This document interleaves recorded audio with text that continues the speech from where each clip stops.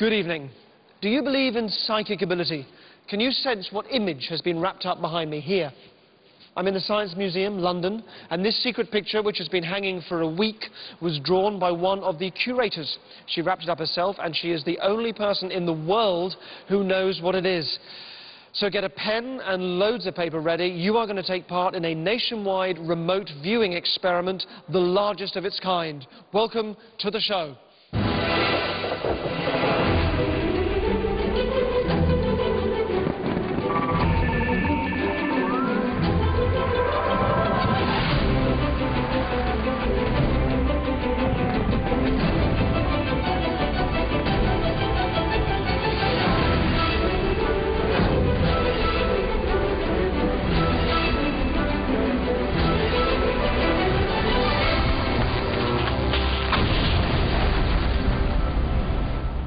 This show fuses magic, suggestion, psychology, misdirection, and showmanship. Good evening. Millions of dollars were spent in the 60s and 70s by America and Russia to develop superhuman powers as part of a psychic arms race that ran alongside the Cold War. And tonight we revive some of that bizarre research. I'm in the Science Museum in London, and upstairs, wrapped up in newspaper, is a simple design of some sort, drawn in secret by a lady called Katie, who's a curator of this world-famous museum. Only she knows what it is. I have no idea myself. But is it possible for you, as a nation of viewers, to somehow sense what the design is behind that newspaper? For 7 days, people were able to come and see the picture and draw what they think it is, and online, people have been able to do the same thing, and arriving now, I have a crowd who are ready to try it for themselves. This is an experiment into a psychic skill known as remote viewing. To take part at home, you're going to need a pen and plenty of paper and something to rest on. And as you watch the show tonight, we're going to keep a shot of the hidden design on the screen. So start now to get a sense of what it is. I can't influence you. I don't know what it is myself. Before we do this, though, there's much to show you about this kind of psychic phenomenon and where it came from. And our story starts with a box of bricks.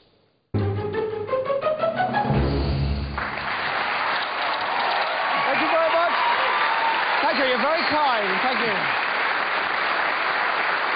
Thank you, don't look at me, no eye contact, do not make eye contact, thank you. Thank you. Let me ask you, hello, what's your name? Kaylee, if you come up here for me, and you say you are? Luke. Luke, let me bring you around here and ask you to come round this side for me, Luke. Thank you very much indeed. So we have a crate, a big wooden crate here, and the crate is full of bricks. It's got so many bricks in that you can't lift it, so you will not be able to lift it, but I'm going to ask you to try anyway, okay? Does that make sense? Yeah. And your job is to try and guess how many bricks you think are in there that would make it impossible to lift. Let me just give you a brick first of all, so you can sense the size and weight and shape of an individual brick. There's one there for you. Okay? So, okay, let me just start with you. Grab a handle on that side and a handle on this side over here. Okay, just really try. That's good. Really straight. Okay, up a little bit. That's as far as it's going to go, yes? Do you want to drop it? Put it back down? How many? 20, 30, 100? 30. 30, about 30 bricks or so like that. Actually, why don't you both try together? So you take the handle there again. You take the handles on that side. Now, as you try, as I said, it's going to keep pushing down, but just the more you try, just try and lift it. How many in there? How many in there, Luke? You think? 20. 10, more than that, presumably 100? 100? Okay, all right, put it back down again. Thank you very much. All right. Okay, so 100, 200, something like that. Maybe you're thinking about 30. Now, we're going to try and remove, I will remove half of the bricks, thus making it lighter. All right? I will remove half the bricks. Watch. Half the bricks are now gone. Take hold of the handles on your side, take hold of the handles on your side. You'll be able to lift it a little bit more, so just try again. Try hard. You can lift it up a bit. Good, good. Let me take another half of the bricks away. Gone again. Gets lighter. And lighter each time they do that, getting lighter. What's this like? It's lighter. Getting lighter. Keep lifting it, keep lifting. I'm taking away half the bricks each time. Keep lifting, gets lighter, and lighter, and lighter, and up, and up. Keep lifting it as high as it'll go, as high as it'll go. On the count of 3, I'll clap my hands, the bricks are going to come back. Please mind your feet as it comes crashing down. 1, 2, 3. Excellent, thank you very much indeed. Thank you. What you've just seen there is a piece of propaganda used 150 years ago by a French magician called Robert Houdin to convince some Algerian Arabs that the French had superpowers, like being able to take away someone's strength. as opposed to just being snotty. And because that was 150 years ago and being done with a fairly unsophisticated group of people, perhaps you might think, well, that sort of thing would never work again today. But the thinking of the magician has always been part of propaganda. Let me show you this.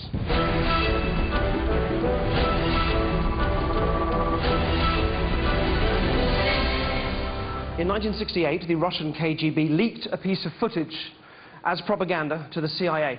And the Americans were terrified because it suggested that the Russians had learned to harness the human mind as a weapon.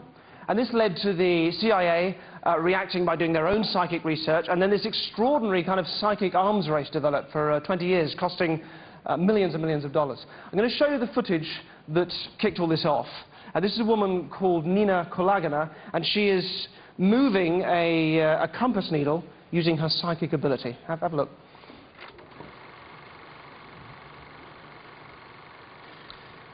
There we are. Actually, just pause it just for a second. The fact this is weird, old, grainy, silent footage immediately makes it seem much more plausible, like it might be science, like it might be really happening, which may be true. She might absolutely be doing this for real, or she may have magnets in her bra. All I'm saying is just bear that in mind as you carry on watching this. There you go. I think the magnetics theory holds. And our nipples repel each other as well, which is another clue. Oh, look at this bulb at the end flickering out is interesting as well. Now, you've all brought light bulbs with you. We asked you to bring bulbs from home. Get your bulbs out. I want to see them.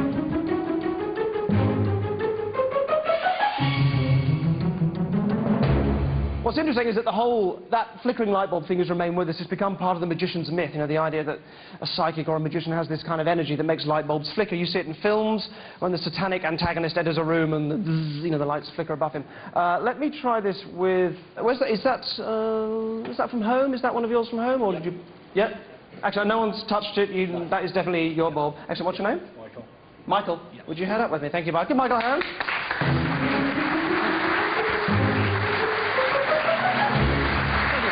If you can put yourself there.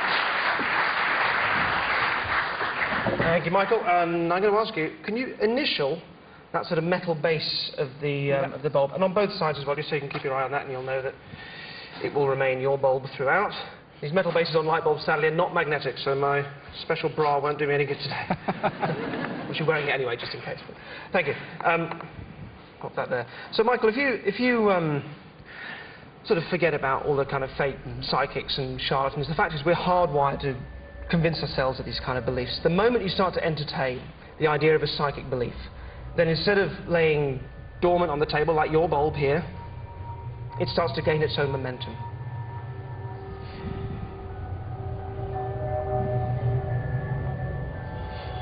Then we start looking for evidence that backs up what we already believe, and that makes us just believe it even more. And that's what we call a circular belief. Please, check it. There's nothing attached. Pick it up, have a look at it. Yeah? Now, if you hold it in... Actually, hold both hands out. If you take it... just so you can hold the base of it like that. OK. Just up like that. That's great. What happens is, eventually, you end up sort of taking hold of this belief. It becomes part of your values. It sort of becomes your thing. And it means that instead of sort of worrying about, oh, is this all there is to life, you can end up taking a deep breath in and letting this belief in rubbish become your guiding light. Become something that you want to share with everybody else, regardless of whether or not they want to hear about it. And I think it takes real guts, Michael, to be able to take that belief and to be able to sit back and kind of look at it from a different perspective. Something you can look at that you can even isolate. Actually, can you open the bag up for me? Thank you. Drop that in there. Thank you. Like that. So you can isolate the belief and you can look at it in isolation. You can kind of contain it and study it and think to yourself, is that something that has any basis in reality at all? And if not, should I be making major life decisions based on it? And you can get really close up to it and examine it and question it and question it. And if you're brave enough, maybe you can just let it go.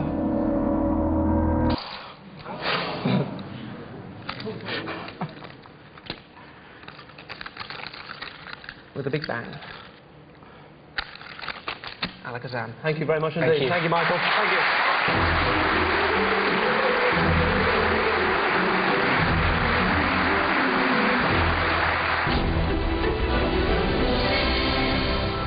So, to be clear, I do not believe in psychic ability, and my attempt at remote viewing tonight does not rely on the paranormal. So with that in mind,